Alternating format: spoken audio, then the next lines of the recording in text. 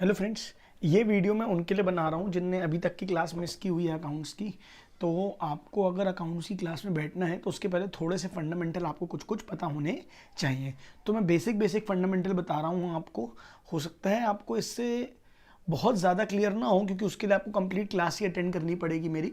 लेकिन हाँ, ये क्लास अगर आप इन वीडियोस को, जो भी 2-3 वीडियोस होंगे, अगर आप इनको देख लेंगे तो बेसिक आइडिया आपको लग जाएगा कि किसी भी कॉन्सेप्ट को आपको कैसे समझना है और फंडामेंटल ऑफ अकाउंटेंसी क्या होते हैं।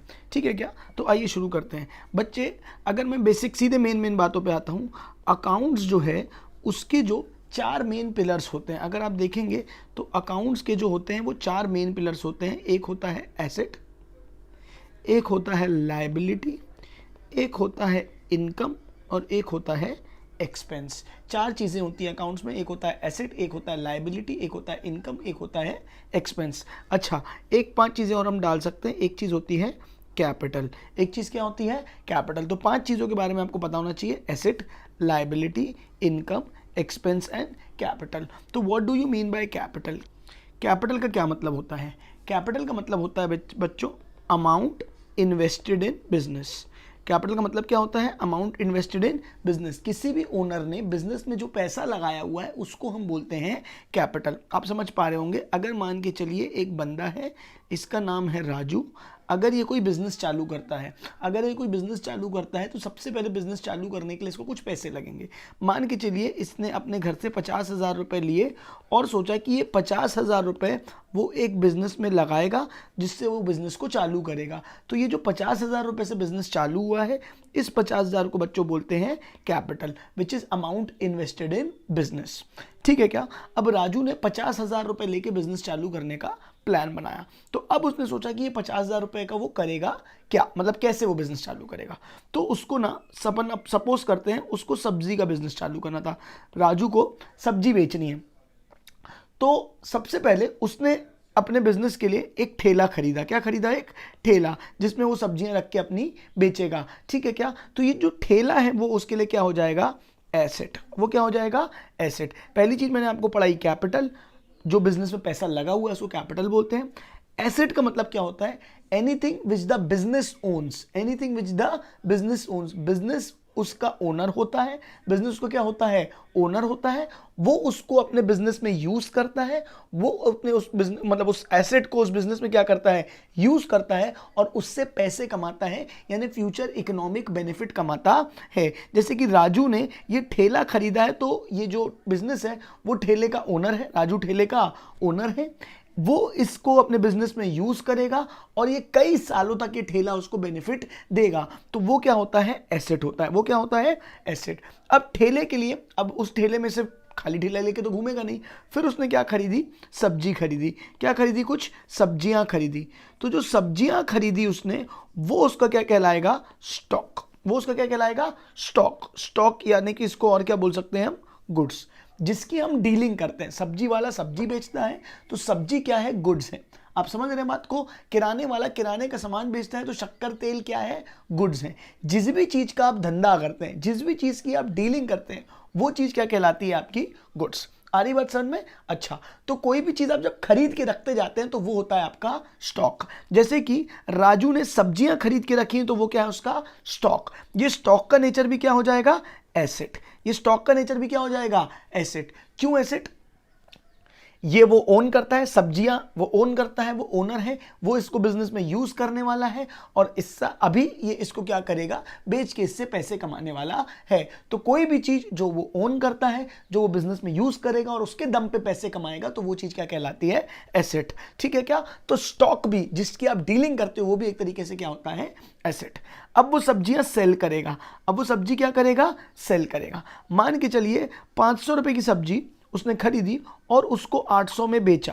500 रुपए की सब्जी खरीदी और उसने उसको 800 में बेचा। तो ये जो 300 रुपए हैं, ये जो 300 रुपए हैं, वो क्या है बेटे? इनकम। वो क्या है बेटे? इनकम। धंधा करके जो कमाई करी, धंधा करके जो क्या करी? कमाई करी, उसको हम क्या बोलते हैं? इनकम। ठीक है क्या? अच्छा, अब ये ठेला जहां पे लगाता था, ये ठेला इसने एक जगह पे लगाया था, वहां पे लगाने का उसको किराया देना पड़ता था। जहां पे वो रोड साइड में खड़ा करता था, तो रोड साइड में वो जहां खड़ा करता था उसको क्या देना पड़ता था? किराया देना पड़ता था। ये किराया जो है यानी धंधा करने के लिए जो खर्चा हो रहा है उसको हम बोलते हैं एक्सपेंस। उसको हम क्या बोलते हैं? एक्सपेंस। जैसे दुकानदार का बिजली का बिल आता है, हम किराया भरते हैं, ये सब क्या होते हैं? एक्सपेंस। जो खर्चे होते हैं जिसके बदले में कुछ एसेट नहीं आता, लेकिन हाँ हम बिजनेस करने के लिए उसकी सुविधा यूज करते हैं और उसके लिए हम पैसे देते हैं। तो मोटा मोटी अगर हम कंक्लूड करें तो बिजनेस में 5 चीजें होती हैं, अकाउंट्स में 5 चीजें होती है। एक होती है एसेट, एक होती है लायबिलिटी, एक होती है इनकम, एक होता है एक्सपेंस और एक होती है कैपिटल। कितनी चीजें होती है बेटा? Asset, liability, income, expense, capital. सब्जी वाले के लिए जो ठेला था वो क्या था? एसेट, जो वो ओन करता है। जो स्टॉक था, जो माल वो खरीद के लाया, वो भी क्या था? एसेट।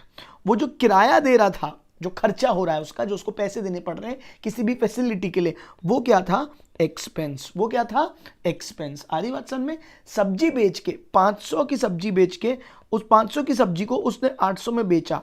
500 की सब्जी को उसने कितने बेचा? 800 में। तो ये जो 300 रुपए हैं या जो पैसे उसके पास आए वो क्या हो जाएगी? उसकी इनकम। ये 800 रुपए जो उसके पास आए या जो 300 रुपए ऊपर से कमाए, ये भी क्या हो जाएगी? उसकी इनकम। आ रही बात बच्चों समझ में? अच्छा, ओवरऑल जो पहले दिन उसने बिजनेस में पैसे लगाए थे वो चीज क्या कहलाती है? कैपिटल। वो चीज क्या कहलाती है? कैपिटल। आखिरी चीज बतानी बची है, एक चीज होती है लायबिलिटी। एक चीज क्या होती है बच्चों? लायबिलिटी। वो जो आप पे कर्जा है, लायबिलिटी मतलब कर्जा, आपके सर पे बोझ है। अगर मैंने कोई लोन ले लिया तो वो लोन मेरे सर पे क्या है? बोझ है, लायबिलिटी है। आ रही बात आपको समझ में? अगर कोई भी कर्जा आप सर पे लेते हैं, कोई भी बोझ, अगर मैं उधारी में सामान खरीद के आया तो मुझे उधारी चुकानी है, मेरे सर पे क्या है? बोझ है, तो वो क्या है मेरे लिए? लायबिलिटी। आ रही की बात समझ में? तो 5 चीजें आपको समझनी है। Capital, amount invested in business होता है। एसेट, जिसको आप ओन करते हो, जैसे कि स्टॉक हो गया, फर्नीचर हो गया बिजनेस की, ठीक है, मशीनरी हो गई बिजनेस की, ठीक है, क्या बिल्डिंग हो गई बिजनेस की, ये सब क्या है? एसेट। अगर आप उसको क्या करते हो? ओन करते हो और उसको बिजनेस में यूज करते हो, ठीक है। लायबिलिटी क्या होती है? जो आपके सर पे बोझ है, कर्जा है, लोन हो गया, उधारी में सामान खरीदना हो गया, किसी को कोई पैसे चुकाने बचे हुए हैं, ये सब क्या है? लायबिलिटी। माल बेच के जो आपके पास पैसा आया वो आपकी क्या है? इनकम। वो क्या है? आपकी इनकम। बिजनेस चलाने के लिए आपने जो खर्चे किए, रेंट दिया, बिजली का बिल दिया, एम्प्लॉय को सैलरी दी, बदले में आप सर्विसेज ले रहे हो, ठीक है, क्या और पैसे दे रहे हो। एम्प्लॉय आप क्या काम कर रहा है, आप उसको पैसे दे रहे हो। बिजली की आप सर्विस ले रहे हो, आप सरकार को पैसे दे रहे हो, ठीक है। किसी की जगह यूज कर रहे हो, आप किराया दे रहे हो। ये क्या होते हैं? एक्सपेंस। आ रही बात बच्चों समझ में? एसेट, लायबिलिटी, इनकम, एक्सपेंस और कैपिटल। ये 5 बातें आपको समझ में आनी चाहिए। अगर ये बेसिक बात आपको समझ में आ गई हो तो आप नेक्स्ट वीडियो देख सकते हैं जिसमें मैं आपको अकाउंटिंग इक्वेशन के बेसिक्स बताऊंगा। बेसिक बातें हैं बच्चों, अगर इनको पकड़ के चलोगे तो आपको मजा आएगी। थैंक यू बच्चों।